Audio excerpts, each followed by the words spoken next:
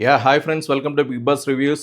ఇప్పటి వరకు అగ్ని పరీక్ష సీజన్ 2లో 5 ఎపిసోడ్స్ కంప్లీట్ అయ్యాయి. ఈ 5 ఎపిసోడ్స్లో చాలా మందిని ఫిల్టర్ చేశారు. ఒక ముగ్గురికి మాత్రం ముగ్గురు జడ్జెస్ కూడా గ్రీన్ లైట్స్ ఇచ్చి టాప్ 15లోకి పంపించారు. హోల్డ్లో 26 మందిని ఉంచితే అందులో 18 మందిని మాత్రం ఈ ఎపిసోడ్ 5లో ఫైనల్ చేశారు. సో ఈ 18 మందికి ఈ రోజు నుంచి అసలాట మొదలవుతుందని అర్థమైంది. అసలు ఈ 18 మందిని 26 మందిలోంచి ఎలా ఫిల్టర్ చేశారు? ఆ మిగిలిన వాళ్ళని ఎందుకు పంపించేశారు? అసలు ఏ అర్హతతో ఈ ముగ్గురిని టాప్ 15లోకి డైరెక్ట్గా పంపించారు? ఈ 5 ఎపిసోడ్స్లో జరిగిన ఇలాంటి హైలైట్స్ అన్నీ కూడా బ్రీఫ్గా డిస్కస్ చేసుకుందాం. ఫస్ట్ రాజకుమారి.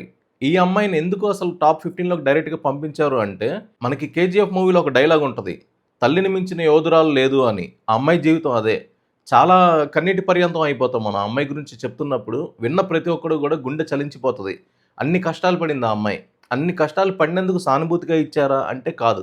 అన్ని కష్టాల్ని ధైర్యంగా ఎదుర్కొన్నందుకు ఆ ధైర్యాన్ని చూసి ఇచ్చారు. అండ్ ఆ సెలక్షన్ ప్రాసెస్లో ఇచ్చిన టాస్క్ని సక్సెస్ఫుల్గా కంప్లీట్ చేసింది. అండ్ ఆ అమ్మాయి కమిట్మెంట్, కాన్ఫిడెంట్, ధైర్యం ఇవన్నీ చూసి ఆ అమ్మాయిని డైరెక్ట్గా టాప్ 15కి పంపించారు. నెక్స్ట్ డైరెక్ట్గా టాప్ 15లోకి వెళ్ళిపోయింది చరణ్ తేజ. చరణ్ తేజ్లో ఏం చూసారంటే సెన్స్ ఆఫ్ హ్యూమర్ చూశారు. అతని టైమింగ్ సెన్స్ చూశారు. బాగా హ్యాండిల్ చేస్తున్నాడు, బాగా మాట్లాడుతున్నాడు. చాలా క్యూట్ డైలాగ్స్తో మంచి ఫన్ క్రియేట్ చేస్తున్నాడు.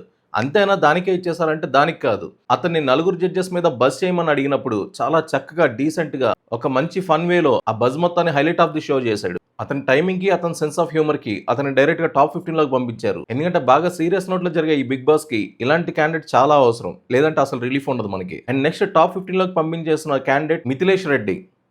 ఇతన్ని ఏం చూసి పంపించారు అంటే, ఇతని లైఫ్ జర్నీ కూడా కొంచెం ఇన్స్పిరేషన్గానే ఉంది. చాలా కష్టపడ్డాడు, తనని తాను మార్చుకున్నాడు, తనను తాను చెక్కుకున్న ఒక యోధుల్లా కనిపించాడు నాకు. దానికే ఇచ్చారా అంటే దానికి కూడా కాదు, అదొక పార్ట్ మాత్రమే. తర్వాత అతనికి ఇచ్చిన సంచాలక్ టాస్క్ని శ్రీముఖితో కలిసి సక్సెస్ఫుల్గా చాలా మెచ్యూరిటీ టాస్క్ కంప్లీట్ చేశాడు. అది చూసిన జడ్జెస్ ఇతనికి కంట్రోలింగ్ పవర్ ఎక్కువ ఉంది, అసలు అభిజిత్ లాంటి అయితే నిజంగా చైర్ మీద నుంచి మరి గ్రీన్ ఇచ్చాడు, నన్ను నేను చూసుకున్నట్టుంది అని. సో ఆ ఒక్క మాట చాలు ఇతను ఎంత calm and cool and mind గేమ్ని ఎలా ఆడతాడు అనేది ఒక చిన్న గెస్ట్ చేయడానికి. సో ఈ ముగ్గురు టాప్ 15లోకి డైరెక్ట్గా వెళ్ళిపోయిన తర్వాత 26 మందిని కొన్ని రీజన్స్తో హోల్డ్లో పెట్టారు.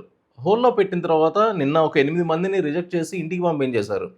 పంపించడం ఓకే, ఫైన్, బాగానే ఉంది. ఎందుకంటే అందరూ వెళ్ళిన వాళ్ళందరూ కూడా మనకి బిగ్ బాస్లో పార్టిసిపేట్ చేయలేరు కాబట్టి కొంతమందిని ఫిల్టర్ చేయాలి, అది యాక్సెప్టబులే. కానీ ఆ చేసిన విధానం మాత్రం నాకైతే పెద్దగా ఇంప్రెసివ్గా అనిపించలేదు, నచ్చలేదు నాకు అసలు. ఎందుకంటే ఒక పర్సన్ని మనం హోల్డ్లో పెట్టామంటే వాడికి చిన్న హోప్ ఇచ్చినట్టే మనం.